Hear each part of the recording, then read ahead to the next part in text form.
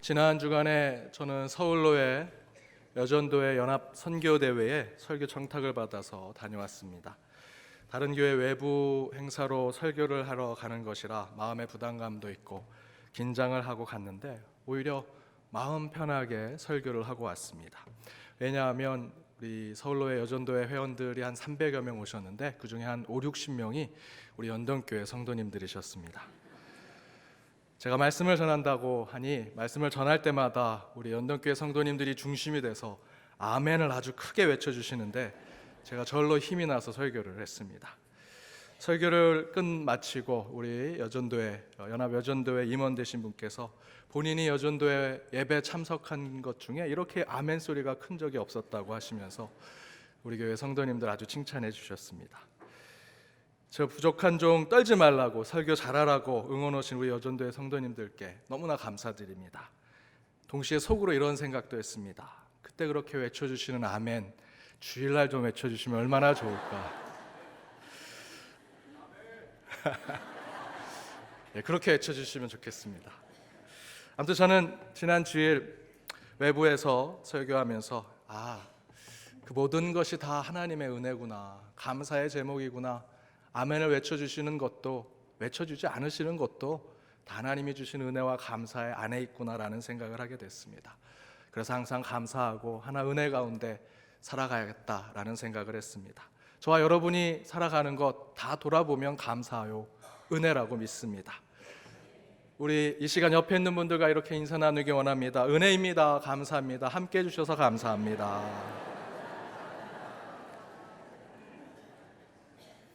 이렇게 함께 모인 것도 서로 인사할 수 있는 것도 하나님의 은혜요 감사라고 믿습니다.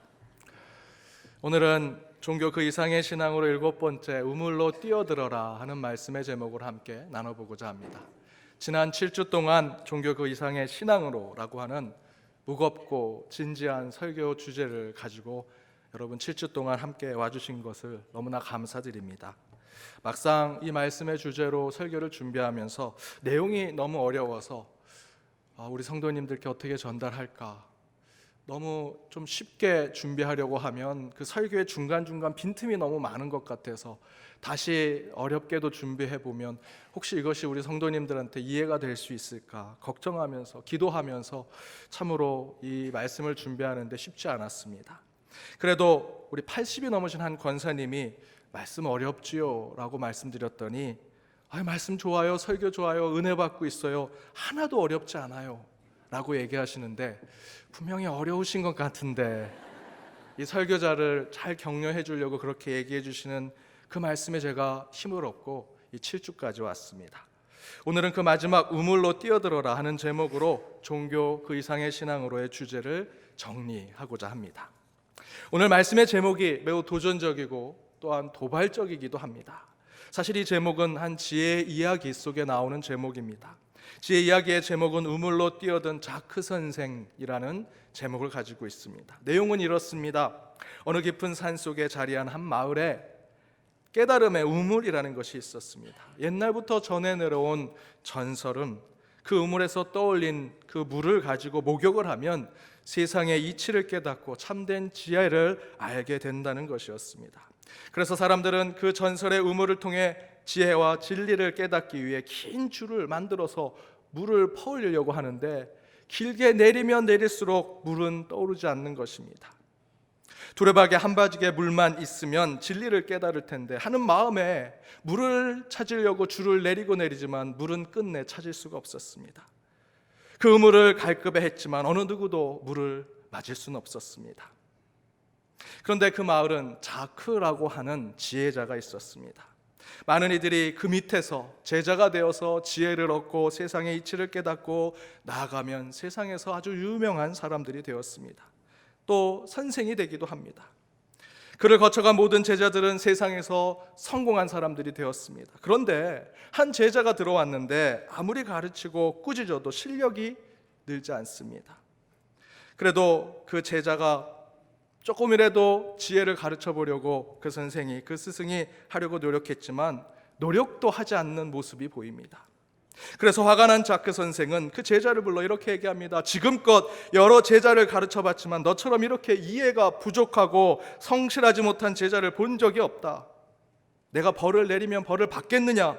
라고 묻습니다. 그러자 그 제자는 그럼요, 스승님, 어떤 벌이라도 달게 받겠습니다. 저도 스승님의 지혜를 깨닫고 진리를 알고 싶은데 그러지 못해서 죄송할 뿐입니다. 그런데 스승님, 당분간 제가 받을 벌을 나중에 받으면 안 될까요? 최근에 제가 너무나 바쁜 일이 많습니다. 그 이야기를 들은 자크 지혜자는 너무나 화가 나서 내가 도대체 뭐가 바쁘다는 말이냐?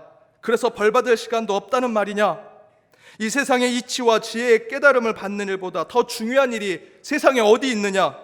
그런 중요한 일에도 게으름을 피우면서 벌 받을 시간이 없다고 말할 수 있겠느냐? 라고 소리를 지르고 화를 내며 꾸중을 합니다. 내 놈처럼 어리석은 놈은 처음 보았다. 지혜를 지혜로 보지 못하고 어리석고 무지하기 짝이 없구나. 만약에 저 지혜의 우물이 콸콸콸 넘친다면 너를 그 우물 속에 던져버리고 싶구나. 당장 내 앞에서 사라지거라 라고 말합니다. 그렇게 꾸중을 들은 제자는 시무룩한 표정을 짓고 그 스승으로부터 떠나게 됩니다. 그렇게 제자를 혼을 내주고 떠나보낸 그 자크 선생님은 너무 궁금했습니다. 도대체 이 무식하고 무지한 이 제자가 집에서 뭘 하길래 그렇게 바쁘다고 얘기하는 것일까? 내가 볼 땐 게으르기 짝이 없는데. 그래서 이 자크 선생은 그 제자 뒤를 쫓아가기로 결심합니다. 도대체 이 무지하고 게으른 제자가 집에서 얼마나 멍청하고 바보 같은 일로 시간을 보낼까 찾아갔는데 이 자크 선생은 믿기지 못할 일을 보게 됩니다. 그 제자는 스승을 떠나 어느 한 요양병원에 갑니다. 가서 온몸에 고름을 가지고 있는 그 환자의 고름을 짜주며 그를 수발을 들고 있습니다. 마음이 상한 자를 위로하며 아픈 자를 치료하고 있는 것입니다. 때론 앞이 안 보이는 자에게 책을 읽어주고 글을 잘 모르는 어린 아이들에게 글을 가르치고 몸이 불편해서 몸이 움직이지 못하는 이들에게 그의 몸을 씻겨주면서 그들을 위로하고 있는 것인데 그 가운데 그의 표정을 보았는데 어디에서도 볼 수 없는 행복과 기쁨의 미소를 지고 있었습니다. 자신에게 지혜와 진리를 배울 때는 한 번도 보지 못했던 그 표정이 그렇게 수고하고 헌신하고 섬김의 모습을 보이는 그곳에서는 연실 웃고 미소를 짓고 있더라는 것입니다. 자크 선생은 무거운 발걸음을 이끌고 집으로 돌아오고 다시 본인에 대해서 생각하기 시작합니다. 자기는 누구보다 다 많이 알고 누구보다도 현명하고 지혜롭고 똑똑하다고 자부했는데 돌아보니 정작 자신은 작은 음식 하나도 다른 사람들과 나눠 먹어본 적이 없었던 것입니다. 누군가를 가르치려고 했지 누군가에게 아낌없이 베풀어 본 적이 없었던 자신이었습니다. 그리고 그는 이렇게 스스로에게 말합니다. 내가 많이 알고 있는 게 무슨 소용이 있을까? 난 저 못난 제자만큼도 내 이웃을 위해 나누고 베푼 게 없으니 저놈이 나보다 세상의 지혜를 더 많이 깨달았구나. 그리고 그 다음 날 제자는 다시 스승을 찾아갔는데 그 스승의 집 있는 마을에서 난리가 났습니다. 알고 보니 아무도 마셔보지도 끌어올려보지도 못한 그 지혜의 우물에 자크 선생이 몸을 던진 것입니다. 그리고 사람들이 말합니다. 역시 자크 선생은 우리랑 다른 지혜자구나. 누가 지혜를 얻고자 그 우물로 뛰어들겠다고 생각을 했겠는가? 자크 선생은 진정한 지혜자가 되겠네. 여러분, 자크 선생이 왜 우물로 뛰어들었습니까?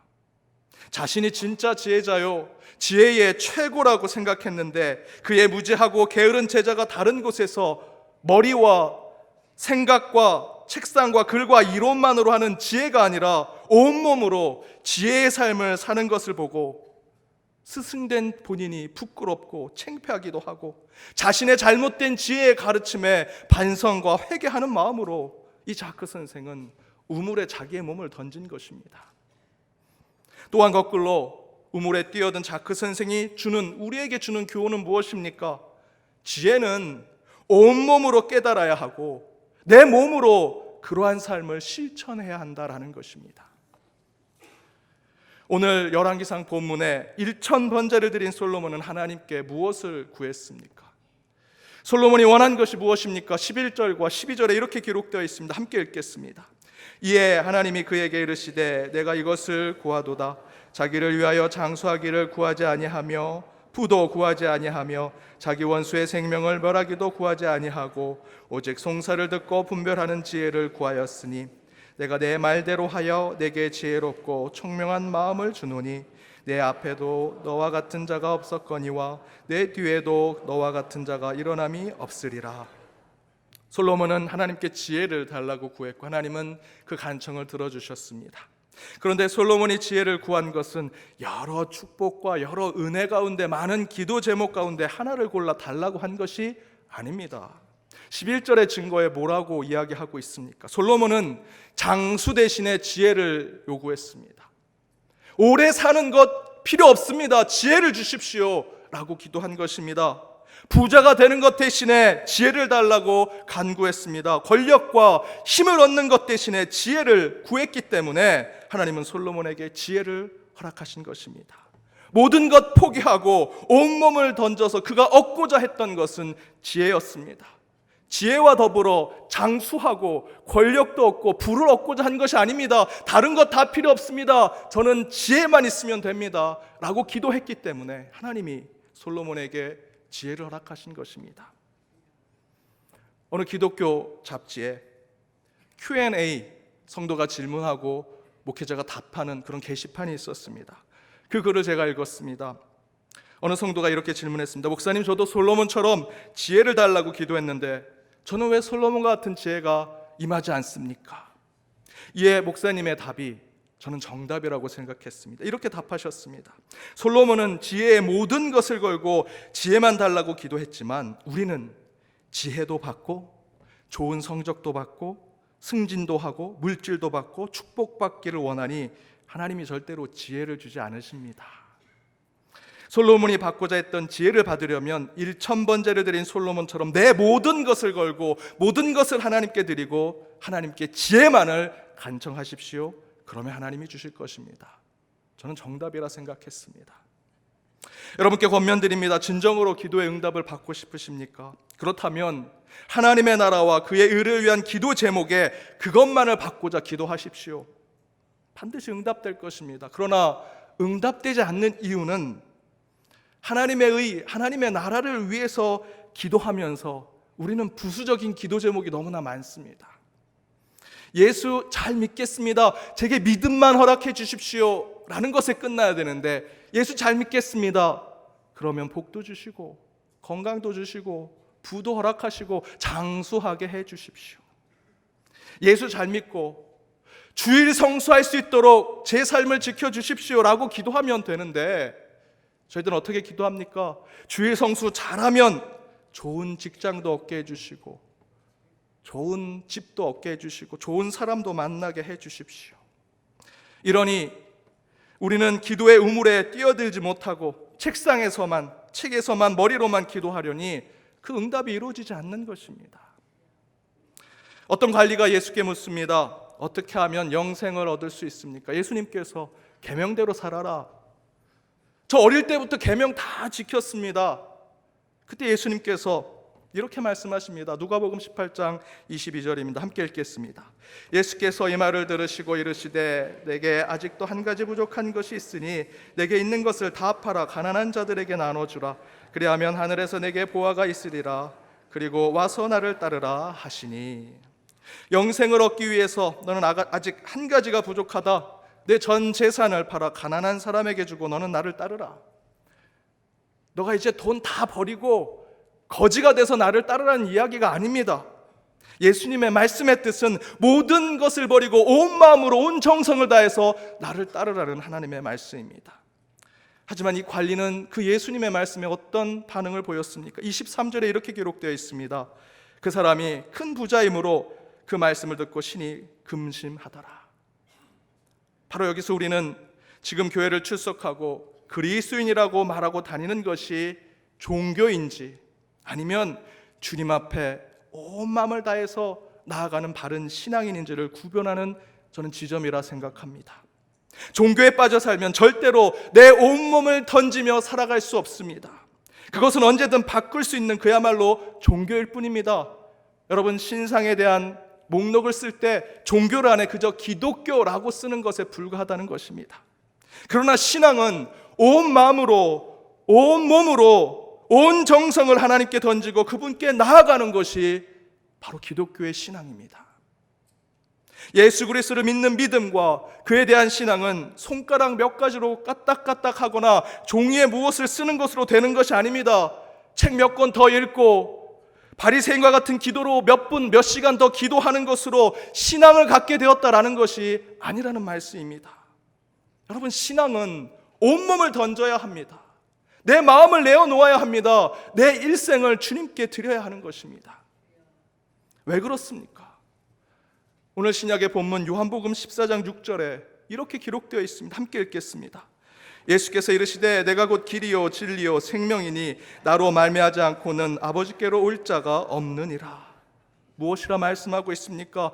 예수님의 가르침이 길이요 진리요 생명이라 하고 있습니까? 아닙니다. 예수가 만든 종교가 길이요 진리요 생명이라 이야기하고 있습니까? 아닙니다. 예수님 본인 자신이 내가 길이요, 내가 진리요, 내가 생명이라 말씀하고 계십니다. 예수님 자신이 온몸을 던져서 우리에게 길이 되시고 자신의 모든 것을 내려놓고 진리가 되시며 자신의 전생애를 내려놓고 생명이 되셨습니다. 그렇다면 그분을 믿는, 그분을 쫓는 그리스도인이라고 하는 저와 여러분은 우리의 온몸과 우리의 온 생명을 던져 그분을 믿는 신앙을 보여주어야 할 것입니다. 이에 대해서 팀 켈러 목사는 온몸을 던져 복음의 삶을 보여준 예수 그리스도에 대해서 이렇게 설명합니다. 예수님은 로마 제국 점령군에게 부역하던 세리와 기꺼이 함께 음식을 드심으로써 모두를 놀라게 하셨다. 그러자 압제와 불의를 열렬히 항거하던 소위 좌파는 경노했다. 그분은 창녀들과도 반갑게 함께 먹어 전통 도덕을 지지하던 보수 우파의 반감을 사셨다. 또한 예수님은 나 환자에게 다정히 손을 대셨다. 당시 신체적으로나 의식상으로나 오염되고 부정한 사람들로 여겨졌지만 다른 사람들과의 접촉을 누구보다 간절히 바랬던 사람들이었다. 그런가 하면 그분은 바리새인과도 수시로 함께 식사하여 편협한 부류에게도 편협하지 않는 모습을 보이셨다. 자기를 십자가에 못 박은 원수들과 가장 필요할 때 자기를 버린 친구들도 용서하셨다. 예수님은 나는 좌파다, 나는 우파다, 난 가난한 사람들의 편이다, 나는 부자들과도 친하다 라고 말만 하지 않으셨습니다. 직접 행동하셨고 직접 찾아가셨고 그곳에서 온몸을 부딪혀서 그곳에 하나님의 사랑을 전하시고 편견을 깨시고 껍질을 깨시면서 하나님의 나라의 모습을 보여주셨습니다. 왜냐하면 예수님은 본인이 길이요 진리요 생명이시기 때문입니다. 여러분, 길은 좌우로 나눠지지 않습니다. 고든 길로 가야 하는 것이지요. 진리는 누가 더 많이 가지고 있느냐라는 소유물이 아닙니다. 하나님이 우리에게 주신 지혜요 이치입니다. 여러분, 생명은 위아래가 있지 않습니다. 더 좋은 생명, 더 낮은 생명 있지 않습니다. 주님의 호흡을 가진 모든 생명은 동등하고 평등합니다. 바로 그런 것을 전하기 위해서 우리 예수님은 온몸을 던져서 자유롭게 곳곳에서 하나님 나라를 선포하셨습니다. 그렇다면 당연히 우리의 신앙도 온몸을 던지는 신앙의 삶을 살아야 할 것입니다. 이에 바울이 본인의 삶을 이렇게 증거합니다. 사도행전 20장 24절입니다. 함께 읽겠습니다. 내가 달려갈 길과 주 예수께 받은 사명 곧 하나님의 은혜의 복음을 증언하는 일을 마치려 하면은 나의 생명조차 조금도 귀한 것으로 여기지 아니하노라. 주님의 일을 하는 데 있어서 예수님을 종교의 대상이 아니라 신앙의 대상으로 삼고자 나아간다면 우리는 이 바울과 같은 고백처럼 나의 생명조차 조금도 아끼지 아니하고 주님께 나아가겠다 결단하는 그런 마음이 우리 가운데 필요합니다. 그게 신앙 아닐까요? 가끔 성도님들이 저희 가정에 제가 아이가 둘이 있는데 셋째를 낳으라고 얘기하십니다. 지금 나면 늦둥입니다. 목회자 가정은 자녀가 많아야 된다고. 누가 그러셨습니까? 목회자 가정에 자녀가 많아야 된다고. 참 궁금합니다. 저는 저는 제 자녀가 둘인 것에 충분하다고 생각을 하고 있습니다. 그렇게 된 이유는 제가 둘째 아들과 미국에 있을 때 자주 밖에 나가서 공도 차고 뛰면서 함께 놀았습니다. 그때는 체력이 좀 됐습니다. 그런데 한국 와서 자주는 아니지만 몇 번 제 아들과 밖에서 공도 차고 같이 뛰놀는데 이제 중년이 된 제가 참 힘듭니다. 7살 된 아이랑 같이 노는 것이 쉽지가 않습니다. 하루는 제가 잠깐 힘들어서 쉬고 있는지 제 아들이 이렇게 제게 얘기합니다. 아빠, 나랑 노는 거에 최선을 다하지 않는 것 같아. 전심으로 자신한테 잘하지 않는다고 얘기하는 겁니다. 더 놀란 것은 이 7살짜리가 내가 최선을 다하지 않는 것을 알고 있었다는 겁니다. 저는 최선을 다하는 척 했는데 이미 이 아이는 제가 최선을 다하지 않는 것, 온 마음으로 아이랑 놀아주지 않는 것을 알고 있었습니다. 그래서 저는 늦둥이 이제 못 납니다. 더 이상 그런 얘기 하시면 안 됩니다. 여러분, 이렇게 자녀랑 놀아주는 것도 전심으로 온몸으로 최선을 다해서 하지 않으면 아이들이 다 압니다. 그런데 우리 하늘에 계신 하나님께서 저와 여러분이 진심으로 온 마음으로 온 몸으로 신앙의 삶을 살아가지 않는 것을 모르시겠습니까? 다 아실 것입니다. 지금 내가 주님 앞에 전심과 온몸을 던져가며 나아가는지 아니면 그저 종교 생활을 하고 있는지 하나님은 다 알고 계신다라는 것입니다. 사랑하는 여러분, 길이요 진리요 생명 되신 그 주님의 우물에 여러분의 몸을 던지십시오. 그때 우리는 참된 신앙의 길, 참된 믿음의 진리, 참된 영원한 생명을 얻게 되리라 믿습니다. 그런 주님의 온전한 자녀로 살아가는 한 주가 되시길 주님의 이름으로 축복합니다. 기도하겠습니다. 사랑과 은혜의 하나님, 오늘도 말씀을 사모한 주의 백성들이 제단으로부터 부어진 말씀에 결단하며 나아갑니다. 먼저 솔로몬처럼 우리 안에 있는 모든 것을 주님께 바치고 드릴 수 있는 마음을 품게 하여 주옵소서. 그러나 주님께 간청하는 것이 나의 목적, 세상의 이유, 세속의 것이 되지 않게 하시고 주님의 나라와 주님의 의에 대한 것이 되게 하여 주옵소서. 또한 주님께 받은 사명에 나의 생명조차 아깝지 않은 마음으로 온몸과 온 정성을 던져 신앙의 삶을 살게 하여 주옵소서.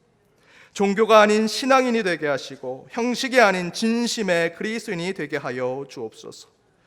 그래하여 온 생으로 우리를 구원하신 예수를 쫓아 온 삶을 주께 드리는 한 주의 삶이 되게 하여 주옵소서. 이 모든 간구 예수님의 이름으로 기도드립니다. 아멘.